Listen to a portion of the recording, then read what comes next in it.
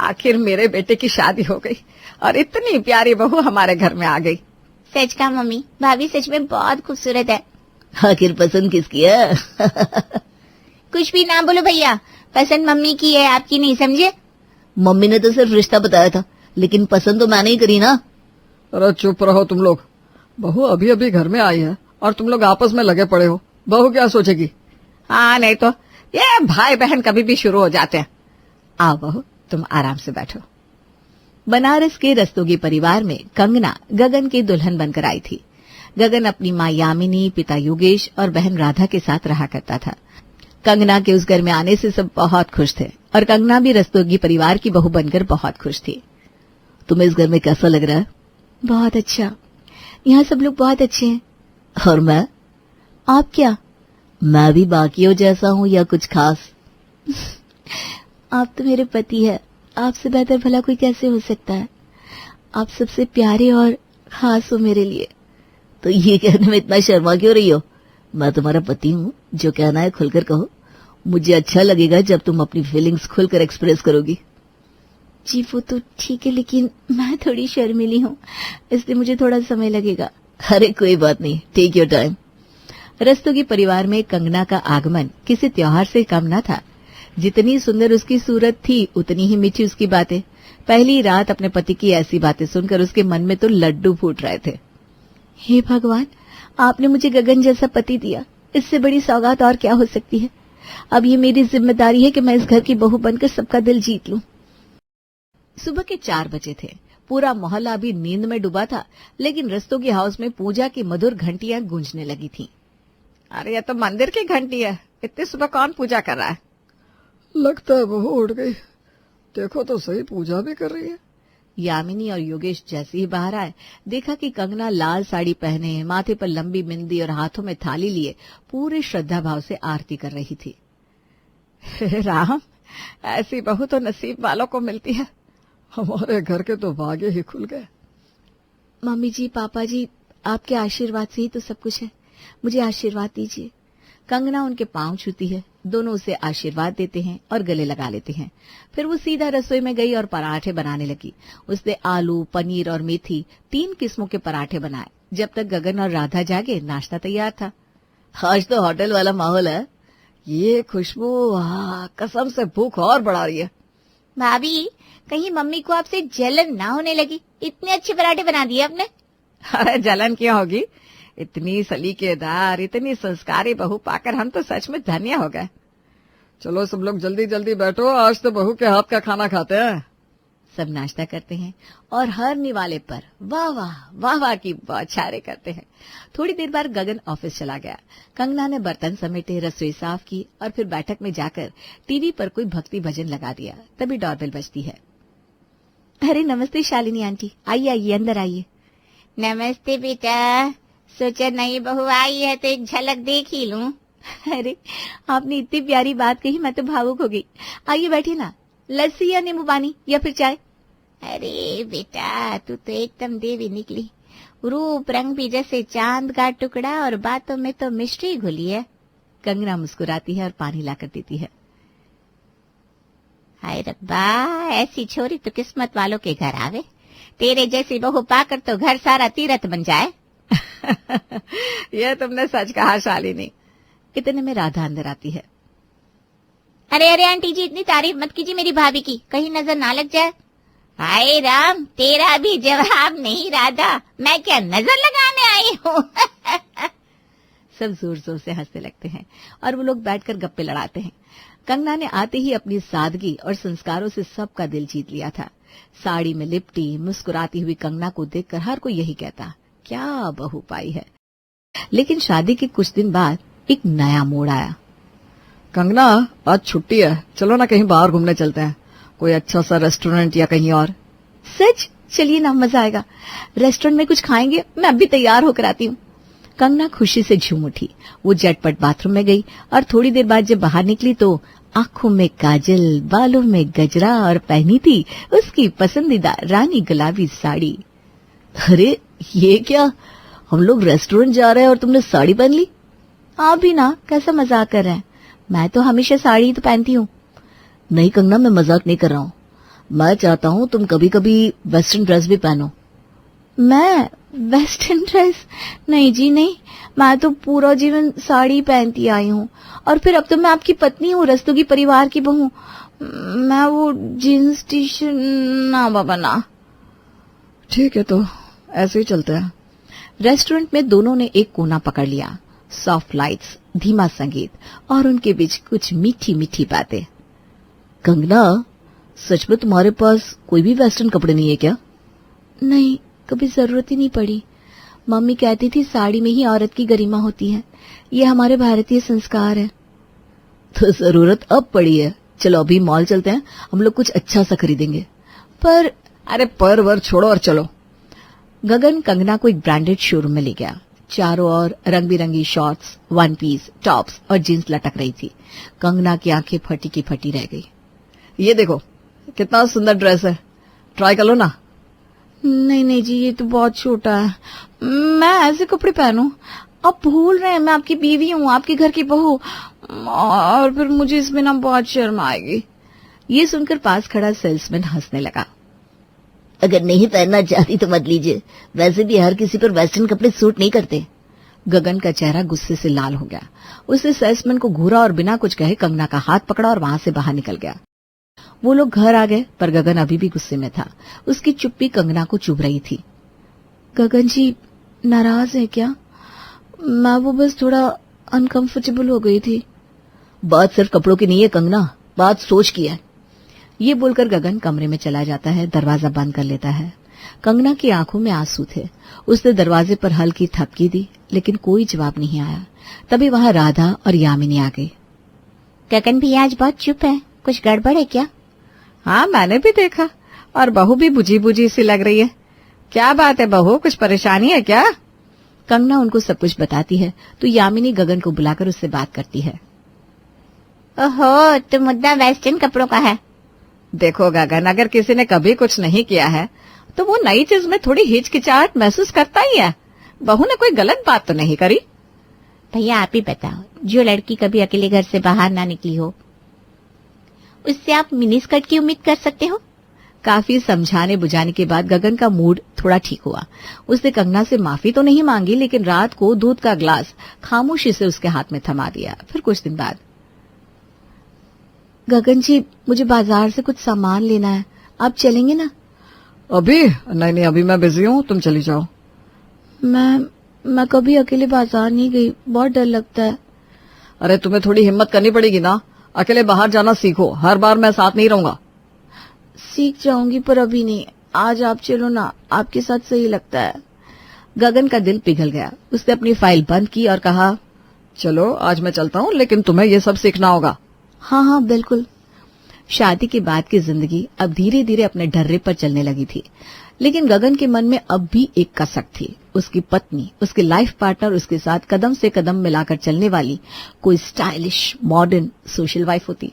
और कंगना थी गंभीर, शर्मिली, सिंपल साड़ी में लिपटी एक पारंपरिक भारतीय नारी। कंगना जल्दी तैयार हो जाओ, आज मेरी कंपनी की पार्टी है, सब लोग आ रहे हैं, हम भी चलेंगे। ठीक है, मैं तैयार होकर आती हूँ। थोड़ी देर बाद कंगना तैयार होकर बाहर आई। वही सादी सी हल्की गुलाबी साड़ी, बिना ज्यादा मेकअप, बस आंखों में हल्का काजल, होठों पर हल्की सी लिप बाम। ये क्या, तुमने कुछ लगाया ही नहीं? तुम नई नवेली दुल्हन हो यार, थोड़ा तो मेकअप करो।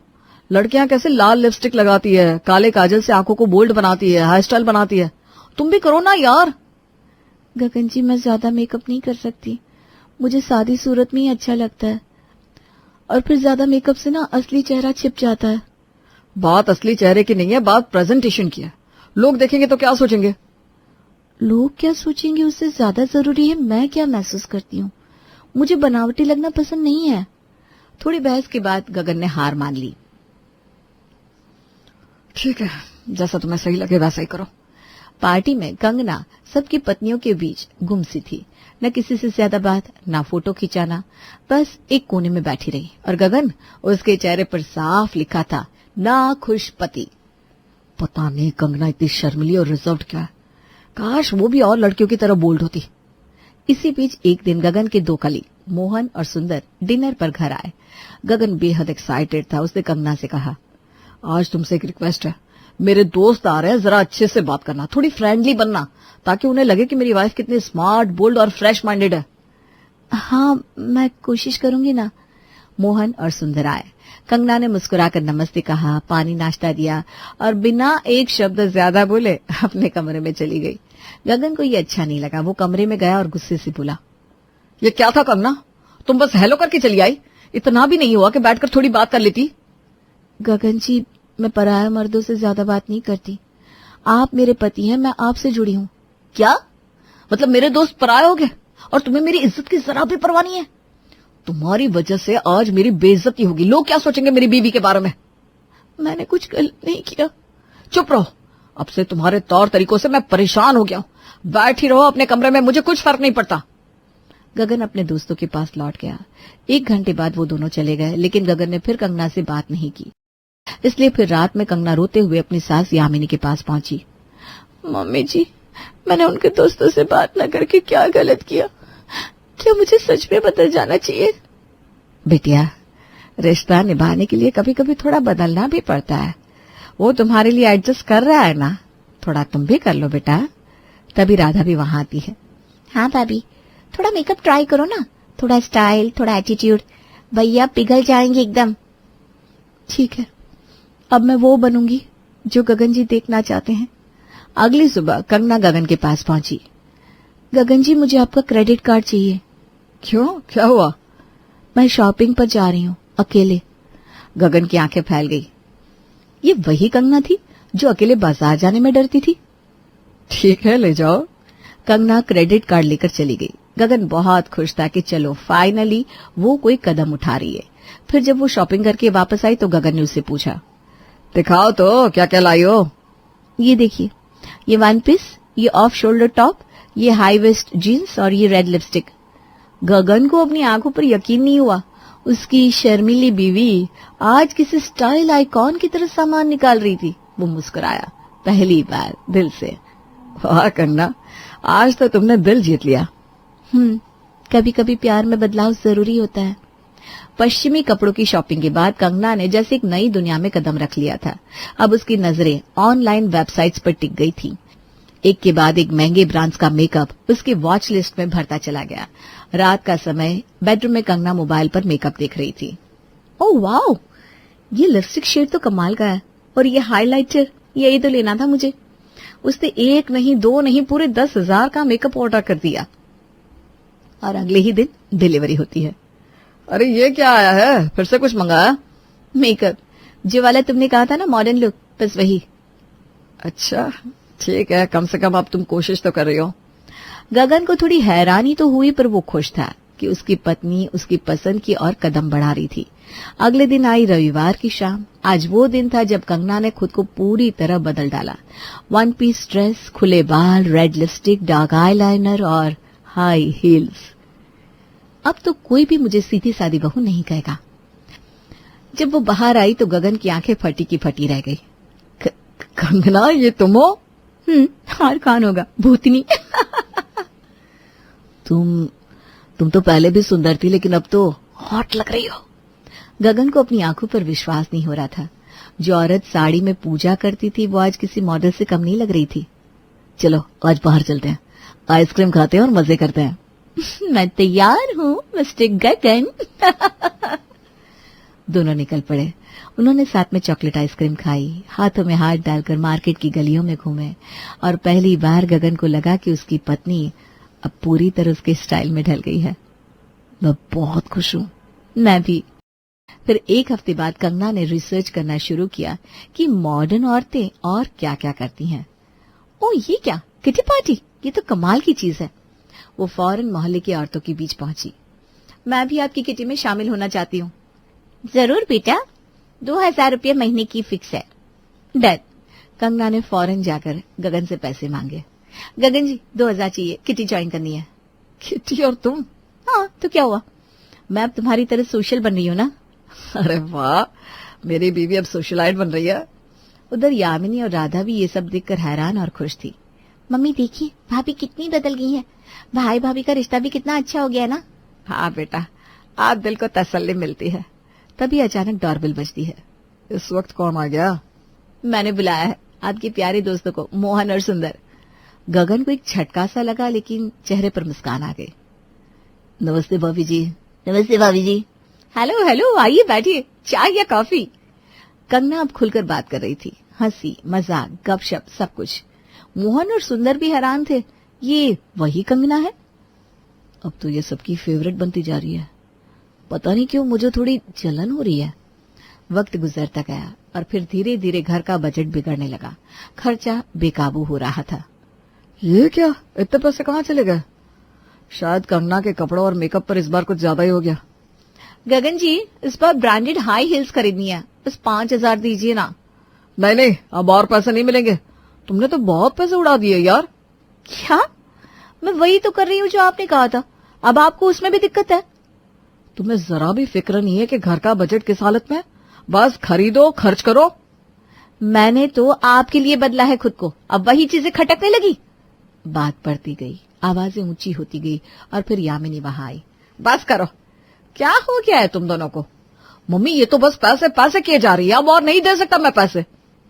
मम्मी जी, मैंने हर वो चीज की जो इन्होंने चाहिए और आज मुझे गलत ठहरा रहा है। गगन तुम गलत हो, तुमने खुद कहा था तुम्हें मॉडर्न वाइफ चाहिए। अब जब वो बदल रही है तो तुम ही परेशान हो। मम्मी बस, मैं अब उससे दूर होता जा रहा हूँ। मुझे जलन होती है जब ये दूसरों से बातें करती है। अब इसका ध्यान मुझसे ज्यादा मेकअप और कपड़ों पर होता है। मुझे लगता है जैसे ये अब मेरी रही नहीं। तो मैं क्या करूं? कुछ नहीं, मुझे माफ कर दो। मैं चाहता हूं कि तुम वापस वही कंगना बन जाओ जो साड़ी में सिंपल सी दिखती थी, लेकिन वो सिर्फ मेरी थी। मुझे अब एहसास हो गया है कि तुम जैसी भी हो मेरी हो, और बस वही काफी है। मैंने बस तुम्हारी खुशी चाही थी गगन जी, और तुमसे दूर होने का तो कभी सोचा भी नहीं। कभी कभी प्यार में बदलाव जरूरी होता है, लेकिन जरूरत से ज्यादा बदलाव रिश्ते की आत्मा को खो देता है। कंगना ने खुद को नहीं बदला, लेकिन जब उसका खुद होने लगा तब गगन ने जाना कि सादगी में भी वही खूबसूरती है जो महंगे मेकअप में नहीं मिलती। गर्मियों का मौसम आते ही कच्ची केरी की खुशबू हर जगह फैलने लगती है। क्या हुआ, आपको भी याद आ गई ना कच्ची केरी की, आम की? हमारा श्रीवास्तव परिवार भी गर्मियों की छुट्टियों में कहाँ जाए, कैसे एंजॉय करे, यही प्लानिंग कर रहा है। अरे हम तो कहते हैं गांव चलते हैं, वहाँ गर्मी भी कम होती है और वहाँ आम के बड़े बड़े खेतों में बढ़िया आम लगे हुए होते हैं, मज़ा आ जाएगा। अरे वाह बहू, क्या बात कही है, मज़ा ही आ जाएगा गांव में। क्यों कावेरी? हाँ सही कह रही हो, अब गर्मियाँ हैं तो एंजॉय तो करेंगे ही। हाँ, वहाँ कच्ची केरी में वो मसाला डालकर खाना, आम पन्ना पीना, कच्ची केरी का अचार, ये सब, ये सोच कर ही ना मेरे मुंह में तो पानी आ रहा है। क्या हुआ पापा, आप हंस क्यों रहे हैं? कुछ गलत कह दिया क्या मैंने? अरे नहीं नहीं, बस हमें कुछ याद आ गया इसलिए। हाँ, कच्ची केरी का नाम सुनते ही हमें भी गर्मियाँ याद आ जाती हैं। क्यों माँ जी, गर्मियाँ और कच्ची केरी की कोई कहानी है क्या आपकी और पापा की? अरे पूछो ही मत बहू, ये तो आज हम गर्मियों में ये सब बाहर घूमने फिरने की बात कर रहे हैं ना। पहले तो गर्मियाँ अलग ही तरह की होती थी। हाँ बहू, पूछो ही मत, गर्मियाँ आते ही हमारा तो वेट लॉस हो जाता था। क्या सच में माँ जी? मुझे भी बताइए ना प्लीज़, मुझे भी अपना वज़न कम करना है, प्लीज़ बताइए ना।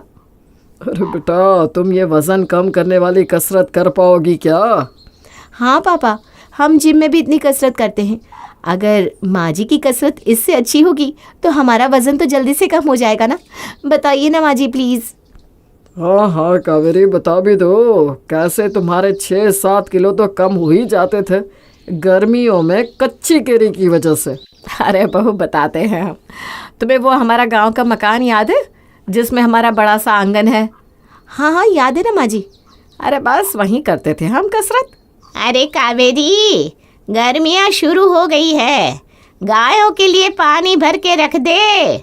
इस बार तो मेरी पहली गर्मी है ससुराल में, इनके साथ गोला खाने जाऊंगी, बाहर जाएंगे घूमने, मज़ा आएगा, आम खाएंगे। अब जल्दी से तैयार हो जाती हूँ। कावेरी की शादी के बाद की ये पहली गर्मी का मौसम था, इसलिए कावेरी काफ़ी खुश थी। उसने तो लिस्ट भी बना ली थी कि वो गर्मियों में क्या क्या करेगी, और एक लिस्ट उसकी सास शीला ने भी बनाई थी। अरे आ गई तू बहू, आजा आजा, जल्दी से आज खाना बना लेते हैं, फिर तो हम जल्दी फ्री भी हो जाएंगे। तो माँ जी घूमने चल रहे हैं क्या? हाँ हाँ, क्यों नहीं, घूमने भी चलेंगे, लेकिन उससे पहले थोड़ा सा काम तो निपटा ले। जी माँ जी। चलो, मैं ये सब्जी काट लेती हूँ, तू खाना बना ले, फिर हम कुछ काम कर लेते हैं। वैसे काम क्या है माँ जी? अरे कुछ नहीं बहू, बस कुछ कच्ची केरियाँ मंगवाई हैं, उन्हें काटना है और सुखाने रखनी है आंगन में। अच्छा अच्छा माँ जी, ये तो जल्दी ही हो जाएगा। कावेरी ने जल्दी से घर का काम खत्म कर लिया और खाना भी बना दिया और शीला के साथ आंगन में आ गई, जहाँ काफ़ी धूप आ चुकी थी। माँ जी यहाँ तो काफ़ी धूप है नहीं? हाँ, यही तो चाहिए बहू, इसमें केरी काट के सुखाएंगे तो अच्छी बनेगी अचार। अच्छा अच्छा ठीक है माँ जी। ये तो बताइए केरिया कहाँ है? ये रही केरी की बोरी। बोरी? केरिया बोरी में क्यों है? अरे अब 10 किलो केरिया टोकरी में तो आ नहीं सकती। 10 किलो? जानती हूँ कम है, पर अब क्या करूँ, मैं तुझसे ज़्यादा काम नहीं करवा सकती ना बहू। इन्हें हाथ से काटना है? हाँ, बस कुछ नहीं करना, काटना है और मसाला डालना है, सुखाना है, फिर कल इसमें सरसों का तेल डाल देंगे, इसके बाद तो सारा काम धूप ही कर देगी। अच्छा हाँ, सारा काम धूप का ही तो है, सही है। चलिए फिर शुरू करते हैं। सुसाइड? क्या? नहीं, मेरा मतलब है केरी काटना। चला जा, मैं तुझे सिखाती हूँ। कावेरी और शीला सारा दिन केरी काटने में लग जाती हैं और दूसरे दिन सुखा भी देती हैं। 2 दिन में तो कावेरी बहुत थक गई थी, लेकिन अब खुश थी कि फाइनली केरी सूखने रखती है। क्या बात है, आज बहुत खुश लग रही हो। अरे फाइनली आज हमने कैरियाँ सुखाने रख दी है। 10 किलो कैरी काटते काटते मेरे तो हाथ ही कट गए, लेकिन चलो अच्छा है, काम तो ख़त्म हुआ। हाँ चलो अच्छा है, तो कल का दिन तुम आराम कर लेना। हाँ, कल तो मैं ना दिन भर सो जाऊंगी। कावेरी रात को बहुत खुश थी और यही सोचकर वो रात को भी सो गई। सुबह उसका मूड भी बहुत अच्छा था। प्रणाम माँ जी। हाँ, खुश रहे बहू।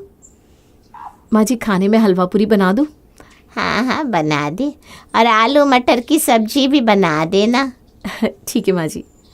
और ये काम जल्दी से ख़त्म कर ले, फिर ना हम दिन को थोड़ा सा काम कर लेंगे। क्या काम माँ जी?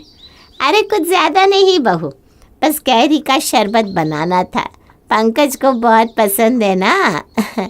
और थोड़ा सा शरबत पंकज की मौसी को भी भेज देती हूँ, उन्हें भी बहुत पसंद है। कैरी का शरबत? अरे इसमें तो कुछ नहीं करना होता बहू, बस कैरियों को काट कर उबालना होता है और फिर चीनी डालकर छानना। हो गया शरबत। अच्छा ठीक है। कितने किलो केरी का बनाना है वैसे? अरे तू चिंता मत कर बहू, ज़्यादा नहीं है अचार की तरह। अच्छा अच्छा, फिर ठीक है। हाँ, बस 9 किलो कैरी का शरबत भी काफ़ी हो जाएगा सबके लिए। क्या? कैरी के अचार के बाद शीला और कावेरी बनाते हैं शरबत। शीला और कावेरी रोज़ थोड़ा थोड़ा शरबत बनाते, जिसमें उन्हें 15 दिन लग गए और फिर जाकर काम ख़त्म हो गया। ख़त्म हो गया तुम्हारा शरबत बनाना कि नहीं? हाँ, ख़त्म तो हो ही गया आखिरकार। बहुत थक गई हूँ मैं। वो तो होना ही है, पूरा दिन घर का काम, फिर ये गर्मियों का काम। हाँ, लेकिन अब तो ये काम ख़त्म हो गया। अब तो अचार भी बन गया है और शरबत भी। अब कल से मैं आराम करूँगी, कह देती हूँ। हाँ भाई हाँ, कल से तुम आराम कर लेना। कावेरी की चिंता खत्म हो गई थी कि आज उसे कुछ नहीं बनाना था, लेकिन वो आज चेक कर रही थी कि कहीं आज उसकी सास ने कैरियाँ तो नहीं मंगवा ली। एक बार देख लेती हूँ, कहीं आज भी कुछ बनाना तो नहीं है ना। हाँ, घर में कोई कैरी नहीं है, इसका मतलब आज कुछ नहीं है। चलो अच्छा है, आज तो मैं दिन में खूब आराम करूँगी। अरे कावेरी बहू, क्या देख रही है? कुछ नहीं माँ जी, बस यूं ही। चल फिर खाना बना दे बेटा। हाँ माँ जी, वैसे आज तो खाना बनाने के बाद कोई काम नहीं है ना? अरे नहीं नहीं, कोई काम नहीं बहू। तू घर का काम करने के बाद आज बाजार चली जाना। क्या सच में माँ जी? हाँ बहू, मैं क्यों झूठ बोलूँगी। तुझसे आज घर का काम खत्म करने के बाद बाजार का काम करवाना है, पर वहाँ पहले गोलगप्पे खाना और फिर मेरे लिए ना 2 चीज़ें लेकर आना। लगता है माँ जी मेरी मेहनत से खुश हो गई हैं, इसलिए बाजार मुझे शॉपिंग के लिए भेज रही हैं। ये ले बहू पैसे। अरे ये तो बहुत सारे हैं माँ जी। हाँ तो बहू, 5 किलो कच्ची कैरी सस्ते में थोड़ी ना मिलती है। क्या 5 किलो कैरी? पर अब क्यों? अब तो सारा काम खत्म हो चुका है ना। अरे बहू, अभी तो कच्ची केरी की गुठलियाँ, कच्ची केरी का मीठा अचार, केरी का मुरब्बा, बहुत कुछ बाकी है। इसीलिए तो कह रही हूँ 5-5 किलो ही रोज़ लेकर आना।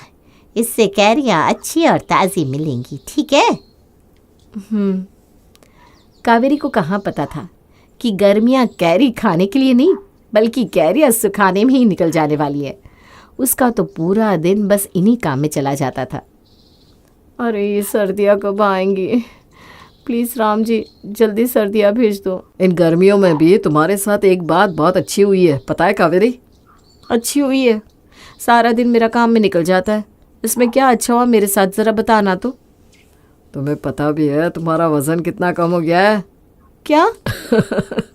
तुम दोनों को पता है, उस लाइन के बाद तुम्हारी माँ ने मुझे कमरे से ही बाहर निकाल दिया था। क्या पापा अभी? क्यों, क्या हुआ? पिंकी बेटा, ये कसरत कर लोगी ना तुम? हाँ बहू, तुम कहो तो हम कल से ही 10-10 किलो कैरियाँ ले आते हैं। नहीं नहीं नहीं नहीं, मुझे लगता है मेरा वज़न बिल्कुल ठीक है, मुझे ज़रूरत नहीं है कम करने की। सुधा अपने पति सुमन के साथ डॉक्टर के पास से घर आई है। सुधा की सास देवकी उससे पूछती है, आ गए तुम दोनों? क्या कहा डॉक्टर ने बहू? ठीक तो है ना सब कुछ? हाँ माँ, सब कुछ ठीक है। एक खुशखबरी है, आप बहुत जल्द दादी बनने वाली हो। ये तो बहुत अच्छी खबर सुनाई तूने। अरे ये सुनने के लिए तो मेरे कान तरस गए थे। माँ, डॉक्टर ने सुधा को आराम करने के लिए कहा है। आप इस बात का भी ध्यान रखना कि ये बस आराम करे, ज़्यादा भाग दौड़ ना करे। अरे ठीक है बेटा, मैं तुम दोनों के लिए चाय लेकर आती हूँ। माँ, चाय बस मेरे लिए, सुधा को दूध देना। अब घर का सारा काम देवकी के ऊपर आ गया। अब देवकी ठहरी सास, आखिर वो कैसे बर्दाश्त कर सकती है कि वो घर का काम करे और उसकी बहू आराम करे। तो इसका रास्ता देवकी ने निकाल लिया। एक दिन सुधा ने अपनी सास से कहा, माँ जी पता नहीं क्यों मेरी कमर में बहुत दर्द हो रहा है। बहू अब क्या बताऊं, मेरी भी कमर में बहुत दर्द है। वो क्या है ना, पानी की भरी बाल्टी उठा ली मैंने, तभी से ना झुका जा रहा है, ना लेटा जा रहा है, ना बैठा जा रहा है। तभी देवकी का पति सेवक राम घर पर आता है और कहता है, सुमन की माँ, एक कप चाय तो लेकर आओ, बड़ी थकान हो रही है। पिताजी मैं बना लाती हूँ चाय, माँ की कमर में दर्द हो रहा है। सुधा किचन में चाय बनाने चली जाती है। तभी वहाँ सुमन आ जाता है और वो सुधा को किचन में काम करते हुए देख लेता है। सुधा, मैंने मना किया था ना कि तुम किचन में काम नहीं करोगी। चलो अपने कमरे में जाओ, आराम करो। सुमन जी क्या हुआ, मैं तो बस चाय बना रही हूँ, माँ की कमर में दर्द है। सुधा, डॉक्टर ने प्रॉपर आराम करने के लिए कहा है ना, तुम जाओ, मैं पापा को चाय बना कर देता हूँ। सुमन अपने पिता को चाय बनाकर देता है। अगले दिन सुधा के सर में बहुत दर्द होता है तो सुमन अपनी माँ से कहता है, माँ, सुधा के सर में बहुत दर्द हो रहा है, आप उसे कुछ खाने के लिए दे दो ना, और मेरे लिए भी नाश्ता बना दो, फिर मैं ऑफिस चला जाऊँगा।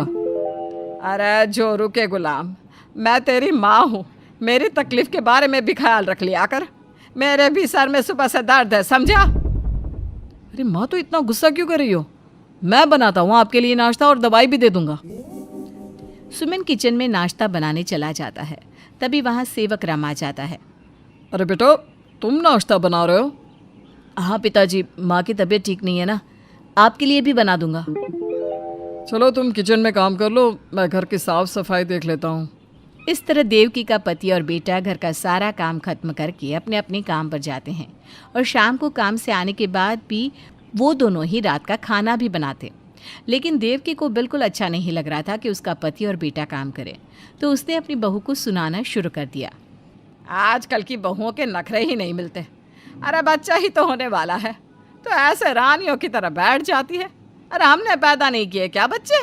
सारे घर का काम करते थे हम। अरे मजाल है जो अपने पति या सास ससुर से किसी को भी काम को हाथ लगाने दिया हो। अरे माँ बस करिए ना, ये लीजिए खाना खा लीजिए, बहुत टेस्टी खाना बनाया है मैंने।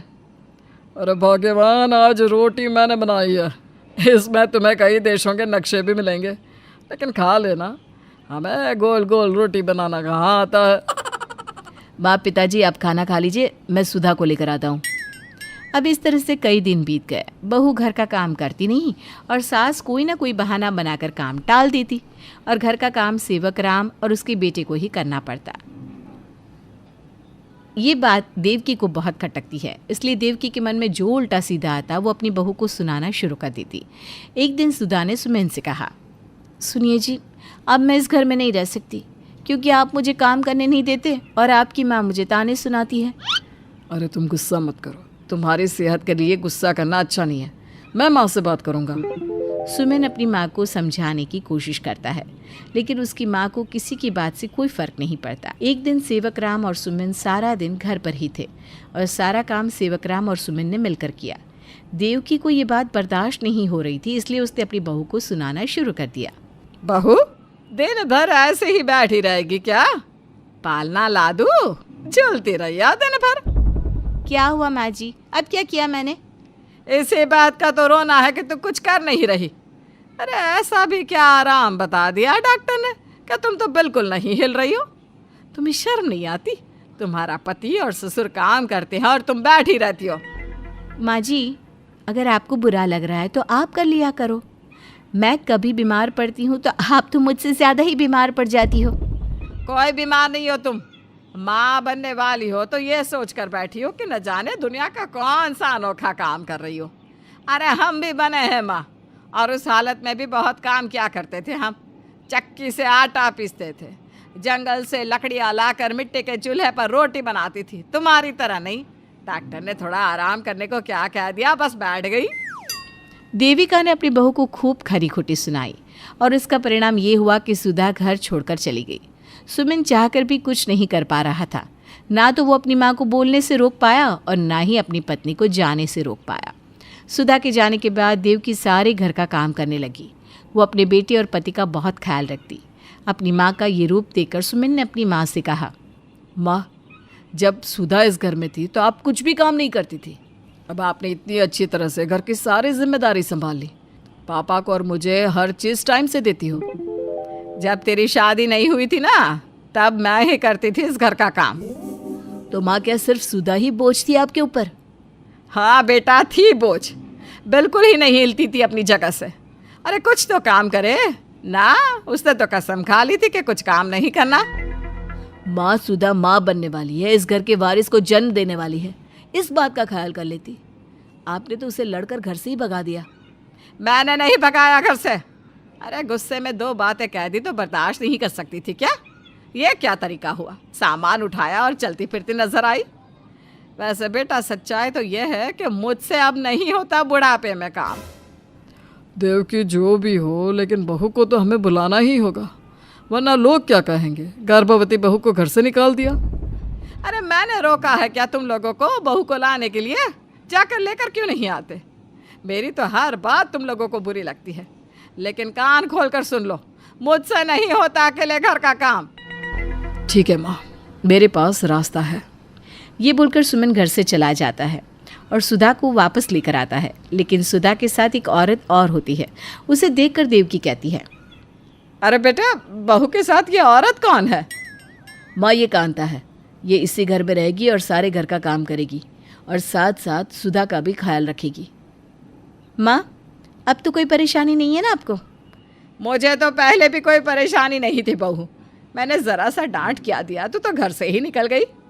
आजकल की बहुओं से तो कुछ कहना ही बेकार है, गुस्सा नाक पर रखा रहता है।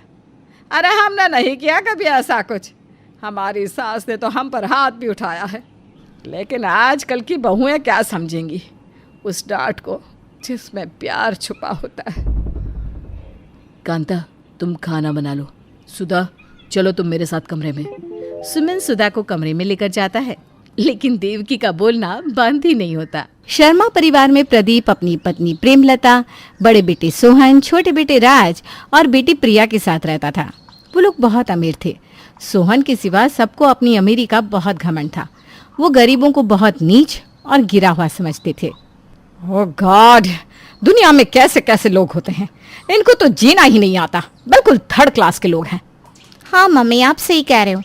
मैं खुद अपने आसपास ऐसे गरीब लोगों को देखना तक नहीं चाहती हूँ। कैसे गंदे से तो दिखते हैं। क्या हो गया, ऐसा क्या देख लिया आप लोगों ने जो इतना कुछ बोल रहे हो? और कोई गरीब अपनी मर्जी से नहीं होता।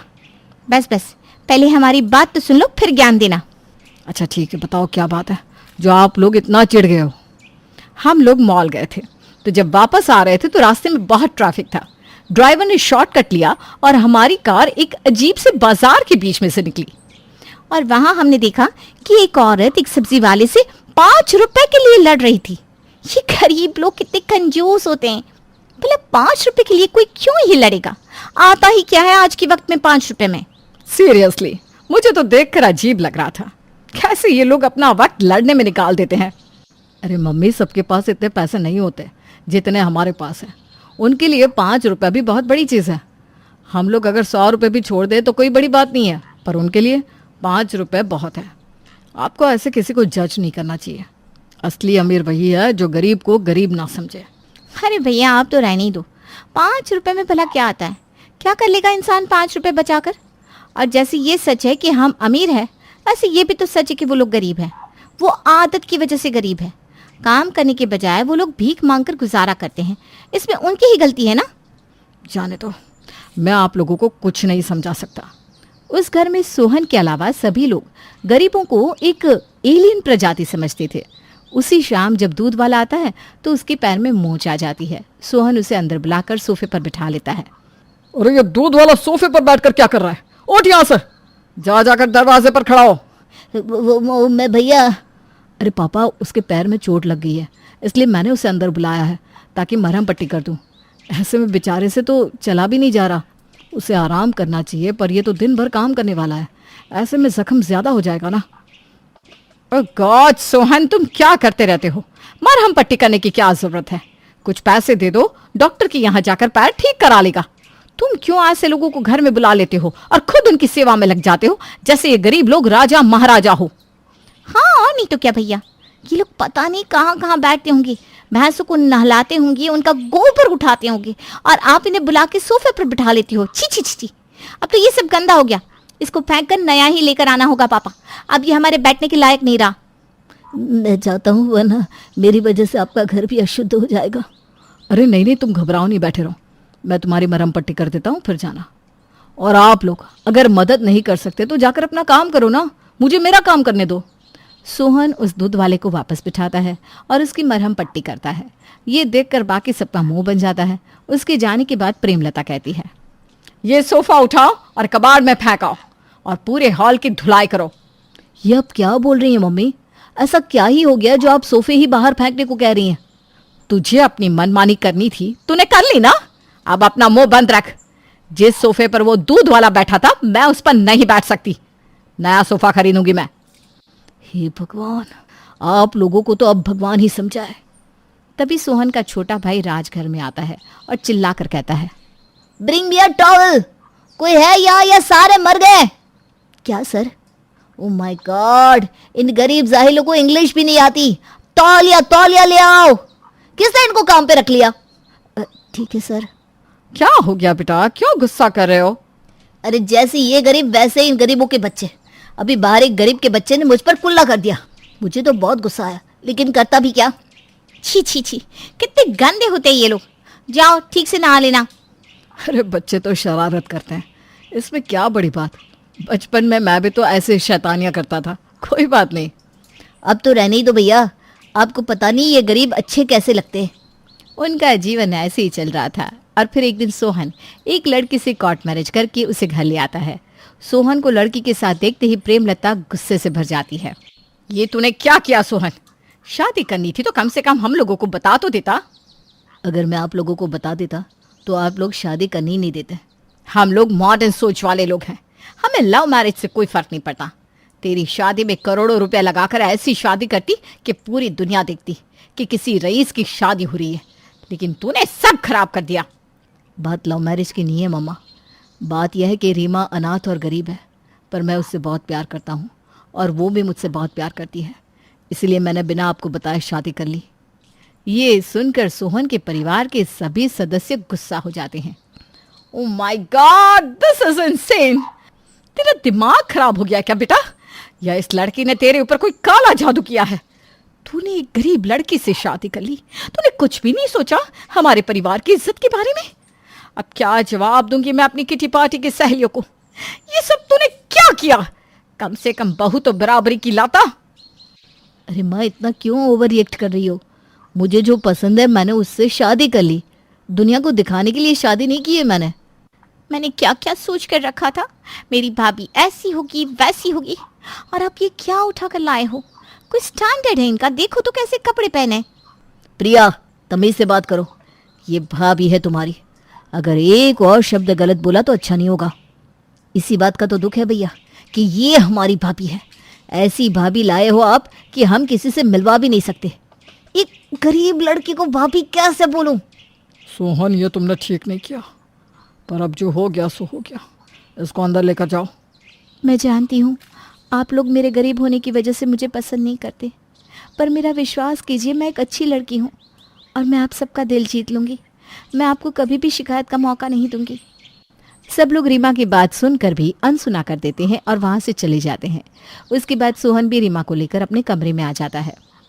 मुझे माफ़ कर देना रीमा कि मैं तुम्हें ऐसे परिवार में ले आया। अरे, आपने तो पहले ही बताया था कि आपका परिवार कैसा है। मुझे उनकी कोई बात बुरी नहीं लगी, और आप देखना, जितना प्यार आप मुझे करते ना, आपका परिवार भी मुझसे उतना ही प्यार करेगा एक दिन। रीमा अपने ससुराल में घुलने मिलने की कोशिश करने लगती है, पर उल्टा वो लोग उसका मजाक बनाते हैं। एक दिन प्रिया अपनी सहेलियों के साथ बैठी थी तो वो रीमा से कहती है, भाभी यहाँ तो आना जरा। हाँ बोलो ना, क्या बात है? भाभी, तिरामिसू खाओगी? तिरामिसू, ये क्या होता है? कुछ कचौड़ी जैसा है क्या? ये सुनकर वहाँ मौजूद सब लोग हंसने लगते हैं। भाभी, तुम ना बिल्कुल गवार हो। सॉरी, मेरा मतलब गाय हो, गाय। तिरामिसू एक फ्रेंच डिजर्ट होता है। ओह अच्छा, नहीं, आप लोग खाओ। ऐसे ही कोई ना कोई बात पे रीमा का मजाक बनाया जाता। रीमा अंदर ही अंदर दुखी होती, लेकिन किसी को कुछ ना कहती। एक दिन प्रेमलता रीमा को एक मॉडर्न ज्वेलरी पहनने को देती है। अरे लड़की, इधर आ। तुझे और मेरे बेटे दोनों को ही हमारी इज्जत का ख्याल तो है नहीं, लेकिन अब क्या करें, ना चाहते हुए भी तू है तो हमारे खानदान की। ये ले, इसको पहन ले, ताकि खानदानी तो लगे कम से कम। जी माँ जी, अभी पहन कर आती हूँ। रीमा कमर में पहनने वाली ज्वेलरी को गले में पहन कर आती है। ये देखकर सभी लोग उसका मजाक उड़ाते हैं। ओह थैंक गॉड कि तुमने ये मेरे सामने ही पहना। किसी और के सामने पहन लिया होता तो वो तो हंस हंस के पागल हो जाता। मैंने इस तरह की ज्वेलरी पहले कभी देखी नहीं है। वो तो बात ऑब्वियस है, इतनी गरीब हो तो कहाँ से देखी होगी। वो लोग रीमा को नीचा दिखाने का कोई मौका नहीं छोड़ते थे, पर रीमा उन बातों पर ज्यादा ध्यान नहीं देती थी और अपने काम से काम रखती थी। वो सुबह सुबह उठकर आरती किया करती, पर उसका देवर राज सुबह सुबह तेज आवाज में गाने बजाता था। देवर जी सुनो ना। हाँ क्या हुआ, बोलो क्या काम है? मैं आरती कर रही हूँ, थोड़ी देर के लिए गाना बंद कर लीजिए ना। अरे प्लीज, सुबह सुबह आरती कौन करता है? और मेरी आदत है हर रोज सुबह गाना बजाने की, मैं बंद नहीं करूंगा। और तुम्हें आरती करनी है तो ठीक है, करो जाकर, मैं तुम्हें रोक तो नहीं रहा हूं ना, तो तुम मुझे क्यों रोक रही हो?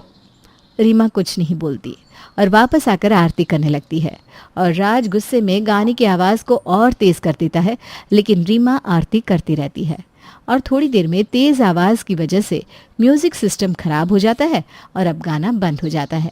राज को ना चाहते हुए भी आरती सुननी पड़ती है, और थोड़ी देर में राज को आरती सुनकर मन में गजब की शांति महसूस होती है। इसलिए वो नहाकर आरती में बैठ जाता है। अरे वाह देवर जी, आप भी यहाँ? आप कब आए? मैंने तो देखा ही नहीं। लीजिए प्रसाद खाइए। मैं रोज़ गाने इसलिए सुनता हूँ क्योंकि उससे मेरा माइंड रिलैक्स होता है, पर आज आरती सुनकर बहुत सुकून मिला। मैं आज से पहले कभी आरती में बैठा ही नहीं था। भगवान के काम में तो सुकून ही सुकून है। सच्चे मन से भक्ति करो तो सुकून मिल ही जाएगा। अब से ना मैं रोज़ आरती के समय आया करूँगा, और अगर ना हो तो आप मुझे बुला लेना।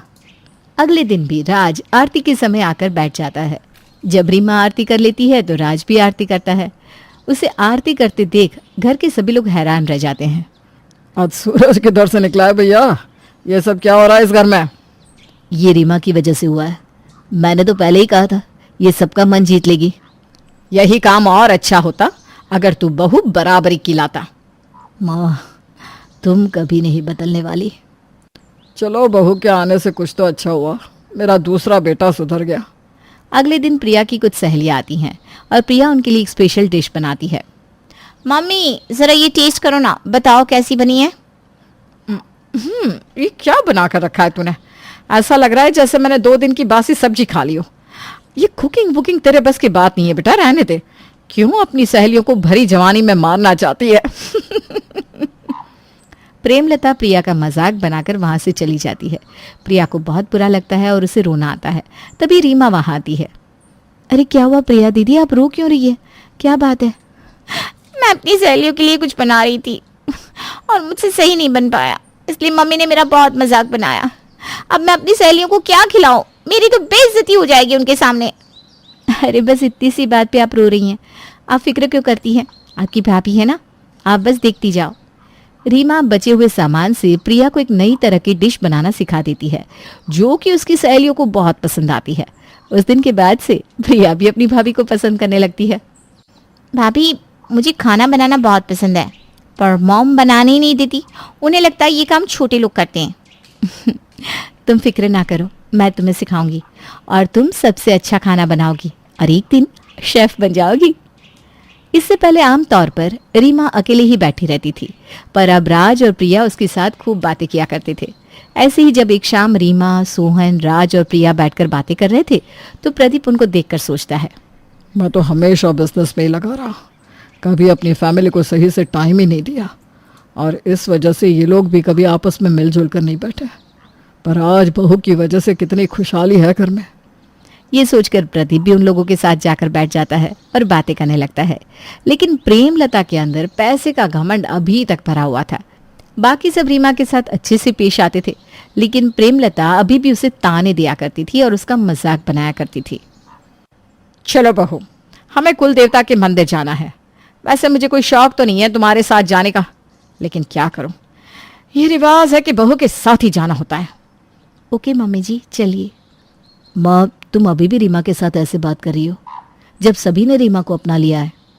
मैं भी अपना लेती, अगर तू बहू बराबरी की लेकर आता तो। सोहन अपनी माँ से कड़वे शब्द सुनकर वहां से चला जाता है। लेकिन रीमा कहती है, माँ जी आप उनकी बातों का बुरा मत मानो, मैं तैयार हूँ, आप चलिए। और कार से मंदिर जाने के लिए वो निकल जाते हैं। कुल देवता का मंदिर एक गांव में होता है। वो लोग जब वहां से वापस चलते हैं तो उनकी कार खराब हो जाती है। वहां नेटवर्क भी नहीं था, इसलिए मजबूरन उन्हें बस में बैठना पड़ता है। ओह माय गॉड, आज कैसा मनहूस दिन है, मुझे बस में बैठना पड़ रहा है। बस की तो हालत ही खराब है। उसी बस में एक गर्भवती औरत होती है जिसको लेबर पेन शुरू होता है। अरे कोई डॉक्टर है का इस बस में? कोई मेरी पत्नी की मदद कर सकता है का? मम्मी जी आप तो औरतों की डॉक्टर है ना, उसकी मदद कर दीजिए ना। चुप रह, मुझे कोई शौक नहीं है इन गरीबों को छूने का। का कहा बहन जी, ये डॉक्टर है का, मेरी मदद करिए, मेरी बीवी बहुत दर्द में है। अच्छा ठीक है ठीक है, आप लोग बस खाली कर दीजिए, मैं करती हूँ। प्रेमलता चाहती तो नहीं थी, लेकिन उसे मजबूरन अब बच्ची की डिलीवरी करनी पड़ती है। बच्चे के पैदा होने पर सब बहुत खुश होते हैं। गांव के लोग आकर प्रेमलता को तरह तरह की भेंट देते हैं और उसकी बहुत तारीफ करते हैं। मैं तो इन लोगों को जानवर समझती थी, पर ये लोग तो बहुत अच्छे हैं, इनमें और हम में कोई खास फर्क नहीं है। फिर वो लोग घर पहुंचते हैं और पूरा किस्सा सबको बताते हैं। तुमने तो कमाल कर दिया प्रेमलता, कमाल तो असल में बहू ने किया है, मैंने नहीं। बहू ने सिर्फ मेरी नहीं, हम सबकी आंखें खोल दी। हम लोग सिर्फ एक पैसों की वजह से दूसरे लोगों को अपने से बहुत नीचा समझते थे, लेकिन अब मुझे समझ में आ गया है कि हम सब एक जैसे हैं। अगर ऐसी बात है तो मैं आपको एक खुशखबरी देना चाहूँगा कि आपकी बहू इस शहर के बड़े बिजनेसमैन राजवीर की बेटी है। ये सारा नाटक हमने इसलिए किया था ताकि आप लोग सुधर सके। अब तो मेरे दिल में बहू के लिए इज्जत और ज्यादा बढ़ गई है, क्योंकि अमीर होते हुए भी गरीबों का दुख समझना बहुत बड़ी बात है। और उस दिन के बाद उनके परिवार में कोई कलेश नहीं बचता। वो सब लोग खुशी खुशी रहते हैं और फिर कभी भी किसी गरीब का मजाक नहीं बनाते हैं। सास की टेढ़ी पूछ। रजनी और सीता तैयार होकर बाहर जा रही थी। अपनी दोनों भाभियों को इस तरह तैयार देख नेहा उनको पीछे से रोक देती है। भाभी, आप दोनों इतना बन ठन कर कहाँ जा रही हैं? ननद जी, हम मार्केट जा रहे हैं। हमने सोचा मार्केट जाकर घर का कुछ सामान भी खरीद लेंगे और इसी बहाने हम थोड़ा घूम भी लेंगे। अच्छा, तो क्या आपने माँ से परमिशन ली बाहर जाने के लिए? इस पे परमिशन की क्या बात है नेहा? अरे हम भी इस घर की बहू हैं, हम भी इंसान हैं, हमें भी जीने का उतना ही अधिकार है जितना कि तुम्हें। जिस तरह तुम बाहर जाती हो ठीक उसी तरह हम भी बाहर जा सकते हैं। नेहा अपनी भाभियों को कोई जवाब नहीं देती और अपनी माँ सरिता के पास जाती है। माँ, आपने अपनी बहुओं को इतनी छूट दे दी है कि वो आपके खिलाफ जाएगी, वो आपकी इज्जत को उछालेंगी। अरे पर हुआ क्या नेहा, तुम इस तरह क्यों बोल रही हो?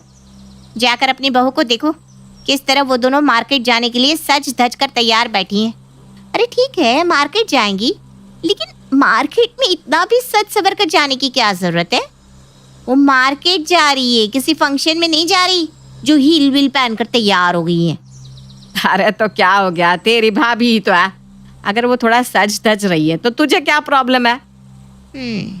आप ही ने ना भाभियों को इतनी छूट दे रखी है, जो वो इतना सज सवर कर जा रही है।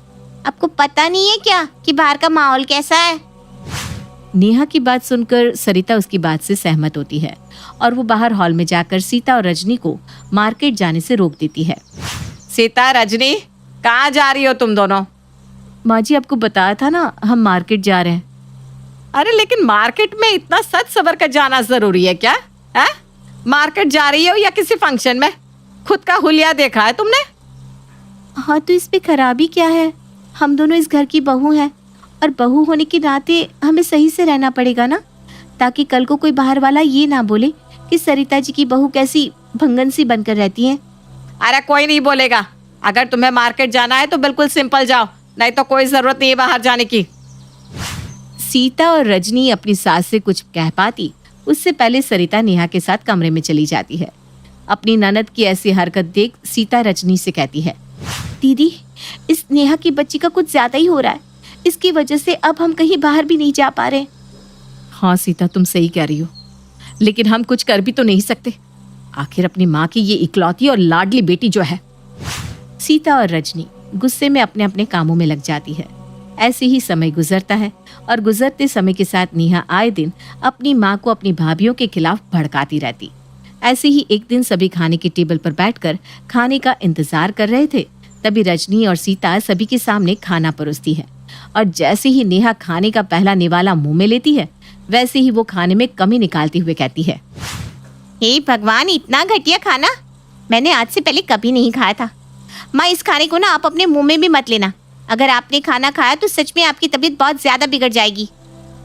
नेहा, ये तुम क्या कह रही हो?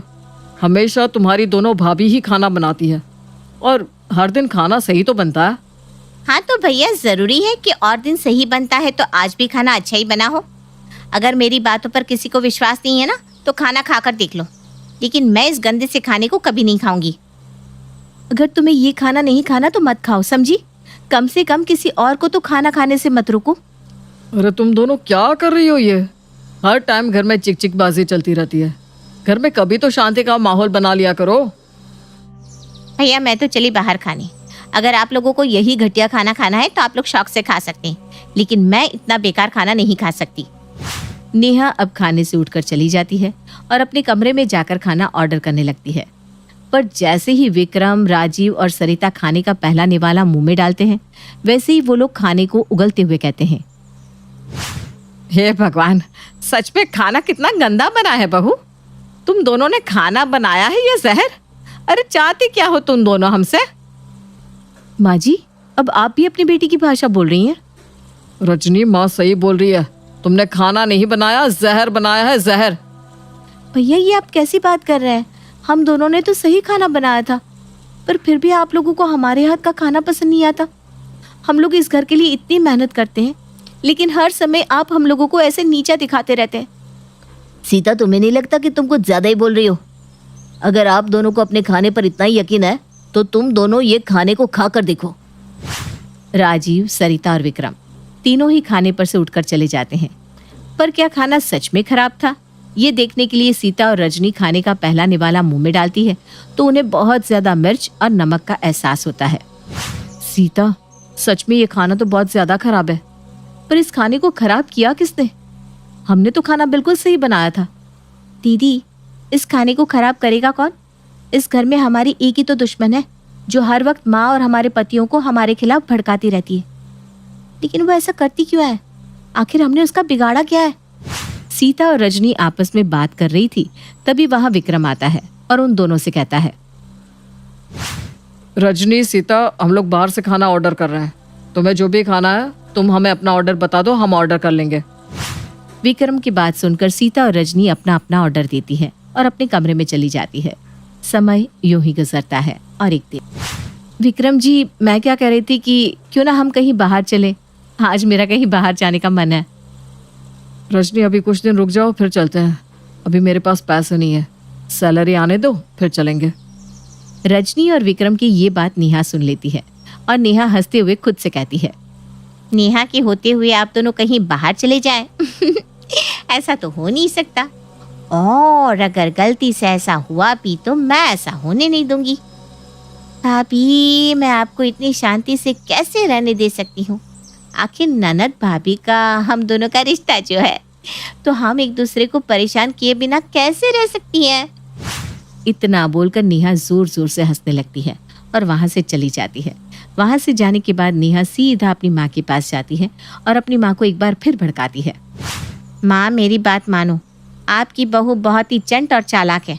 वो धीरे धीरे भैया को हमसे अलग कर रही है। क्या मतलब? मतलब ये कि भाभी भैया के कान भर रही है। वो हम लोगों के बिना ही भैया के साथ बाहर जाने का प्लान बना रही है। इससे आप समझ रही है ना कि भाभी ये सब क्यों कर रही है? वो हम लोगों को अपने साथ ले जाना नहीं चाहती, इसलिए क्योंकि भैया हमारा भी खर्चा उठाएंगे। उनको हमारा खर्चा उठाना ना पड़े सिर्फ इसलिए वो अकेले बाहर जाएंगी। अरे हम लोग क्या उनके ऊपर बोझ बन रहे हैं जो वो हम लोगों को पूछ भी नहीं रही? इसका मतलब ये हुआ कि धीरे धीरे करके वो मेरे बेटे को मुझसे दूर कर रही है। और नहीं तो क्या।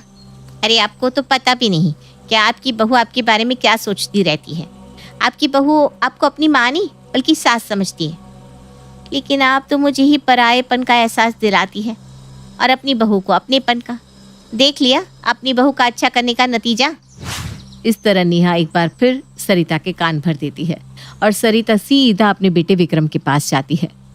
विक्रम बेटा, ये मैं क्या सुन रही हूँ? तू बहू के साथ बाहर जा रहा है? हाँ माँ, जाने की सोच तो रहा हूँ, पर अभी नहीं। अभी थोड़े पैसे की तंगी हो रही है ना, इसलिए जब कुछ पैसे आ जाएंगे तब जाने की सोचूंगा। चलो, अच्छी बात है कि तू बहू के साथ बाहर जा रहा है। अब तेरे बाबूजी तो जिंदा भी नहीं जो मुझे ले जाते। तुम दोनों की उम्र है, घूम लो। अगर तेरे पिताजी जिंदा होते तो वो भी मुझे अपने साथ ले जाते। अरे माँ, आप ऐसा क्यों बोल रही हो? आपको पता है मैं आपसे कितना प्यार करता हूँ। तू मुझसे प्यार करता है तभी तो मुझे बिना बताए बाहर घूमने का प्लान बना लिया। अरे मुझे कुछ समझ रहा होता तो तू मुझसे पूछता जरूर, लेकिन पूछना तो दूर, तूने तो मुझे बताया तक नहीं। माँ, मैंने आपको इसलिए नहीं बताया क्योंकि मुझे अभी सैलरी ही नहीं मिली। मुझे जब सैलरी मिलेगी और जब मैं बाहर जाने का प्लान बनाऊंगा तो सबसे पहले आप ही को तो बताऊंगा। और आप ये क्यों कह रही है कि बाबूजी जिंदा होते तो वो आपको अपने साथ ले जाते? अरे मैं किस काम आऊंगा? मैं आपको अपने साथ ले जाऊंगा। विक्रम और सरिता ये बात कर रहे थे तभी रजनी आती है और अपनी सास से कहती है, बुरा मत मानना माँ जी, लेकिन जब से हमारी शादी हुई है तब से आपने हमें एक अलग स्पेस नहीं दी। अगर हम बाहर जाकर खुद का स्पेस लेना चाहते हैं तो इसमें खराबी क्या है? आप अकेले हमें क्यों कहीं नहीं जाने दे रही? रजनी, ये क्या बोल रही हो तुम माँ से? विक्रम जी, क्या गलत बोल दिया मैंने? यही ना कि माँ जी हमें पर्सनल स्पेस नहीं देती। या तो कभी आपकी बहन हम लोगों के बीच में आ जाएगी या माँ जी।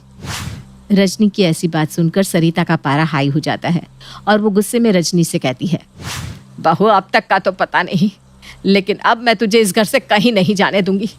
तुम दोनों मेरी एक बात कान खोलकर सुन लो, इस घर में कोई भी कहीं भी बाहर नहीं जाएगा।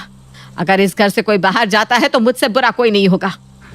इतना बोलकर सरिता वहां से गुस्से में चली जाती है। अपनी माँ का गुस्सा और बीवी की बदतमीजी देख विक्रम को भी गुस्सा आ जाता है और वो भी वहां से चला जाता है। लेकिन दूर खड़ी नेहा ये सब देखकर काफी खुश हो रही थी। रजनी भी अपने कमरे में गुस्से में बैठी हुई थी कि तभी वहां सीता आती है और अपनी जेठानी रजनी से कहती है, जेठानी जी, गुस्सा होने का कोई फायदा नहीं है, क्योंकि इन सब के पीछे किसी और का नहीं बल्कि हमारी प्यारी ननद नेहा का हाथ है। वही माँ के पास गई थी, उसने ही माँ जी को भड़काया है। और जब माँ जी और आपकी बहस हो रही थी ना, तो हमारी प्यारी लाडली ननद जी दूर खड़ी होकर ये सारा नजारा देखकर हंस रही थी। नेहा को तो मैं छोड़ूंगी नहीं, उसने तो हमारा जीना हराम कर दिया है। अरे नाक में दम करके छोड़ दिया है। हर बार किसी न किसी से सुनवाती रहती है। कहीं बाहर जाओ तो उसमें रोड़ा डाल देती है। हमेशा माँ जी के कान भरती रहती है। लेकिन अब बस बहुत हुआ। आखिर ननद जी ऐसा कर क्यों रही है? ये जानने के लिए मुझे उनसे बात करनी ही पड़ेगी।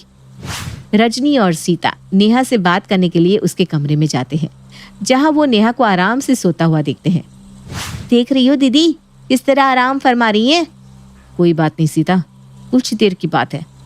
इसके मुंह से सारा सच उगलवाने के बाद इसकी सच्चाई सबके सामने लाऊंगी। रजनी अपने पैरों को पटकते हुए नेहा के पास जाती है और उससे कहती है, नाना जी, आप यहाँ आराम फरमा रही हैं, लेकिन आपकी वजह से हम दोनों का जीना हराम हो गया है। आखिर आप ऐसा क्यों कर रही हैं? क्या चाहिए आपको? भाभी, मुझे तो कुछ नहीं चाहिए, लेकिन मैं ये सब आप दोनों की वजह से ही कर रही हूँ। और ये सारी चीज़ तो मैंने आप दोनों से ही सीखी है। आज से 4 साल पहले आप दोनों ने भी तो यही किया था ना मेरे साथ। क्या किया था नेहा हमने ऐसा, जिसकी सज़ा तुम हमें अब दे रही हो? याद करो भाभी, याद करो, आज से 4 साल पहले आपने क्या किया था। नेहा अपने कॉलेज के लिए तैयार हो रही थी, तभी उसकी भाभी रजनी उसके पास आती है और उससे कहती है, नेहा, तुम्हारा एग्जाम शुरू होने वाला है और मेरे ख्याल से तुम्हारे कॉलेज की अभी छुट्टियां पड़ी हुई हैं। फिर तुम तैयार होकर कहाँ जा रही हो?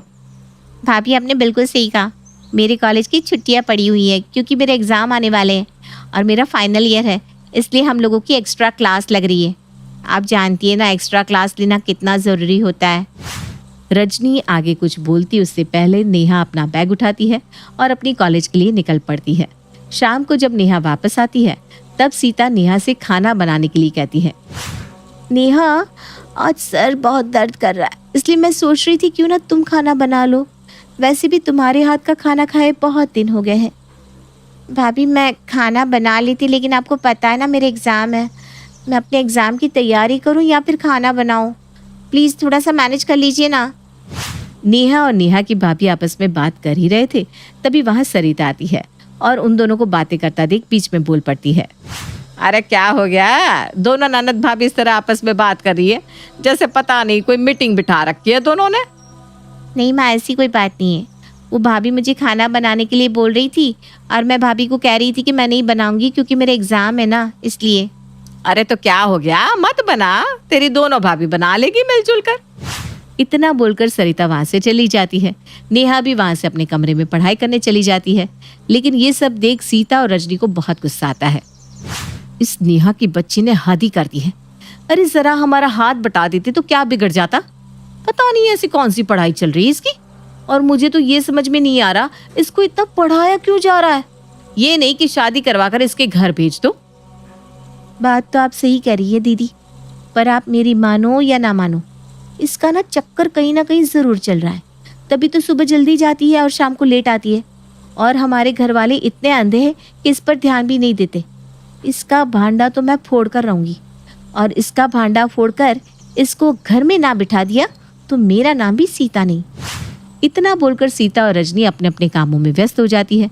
शाम को जब नेहा अपने घर आती है तो वो अपने फ़ोन को बेड पर रखकर वॉशरूम में चली जाती है। सीता चोरी से उसका फ़ोन उठा लेती है और उसकी गैलरी में जाकर उसका फ़ोन चेक करने लगती है, जहां उसे नेहा के साथ एक लड़का दिखाई देता है।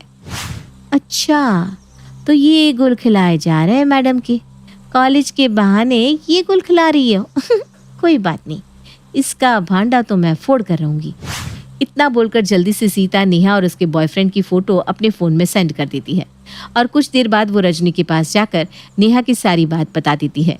ये फोटोज देखकर रजनी अपनी सास के पास जाती है और अपनी सास को बताती है। नेहा, नेहा!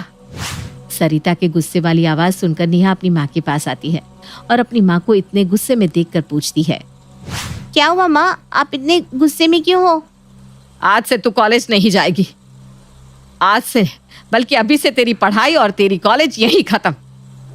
लेकिन माँ, मैंने ऐसा भी क्या किया जो आप मेरी पढ़ाई बंद करवा रही है? नेहा की बात सुनकर सरिता उसकी और उसके बॉयफ्रेंड की फोटो दिखाती है। अपनी फोटोज देख नेहा के होश उड़ जाते हैं।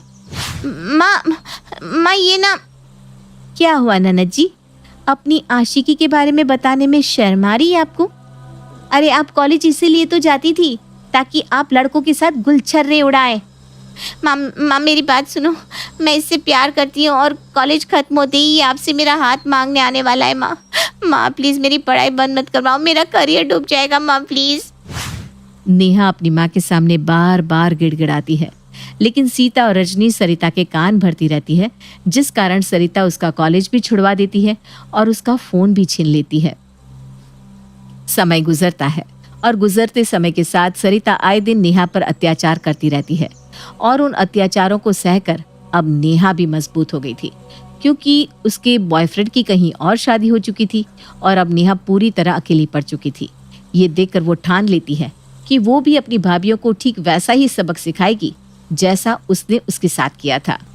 अब समझ में आ गया मैं आप लोगों के साथ ऐसा क्यों कर रही हूँ। आपने मुझसे मेरा करियर छीना, मुझसे मेरा प्यार छीना, मेरे जीने की वजह छीनी। बताओ क्या करूँ मैं अब? अगर आपने शुरुआती दौर में ऐसा नहीं किया होता तो शायद आज मैं भी किसी न किसी मकाम पर पहुंची होती, मैंने भी अपना घर बसाया होता। नेहा की बात सुनकर सीता और रजनी की आंखें शर्म से झुक जाती है और वो अपनी ननद से माफी की भीख मांगती है, लेकिन नेहा उन्हें माफ नहीं करती और वहां से उठकर चली जाती है।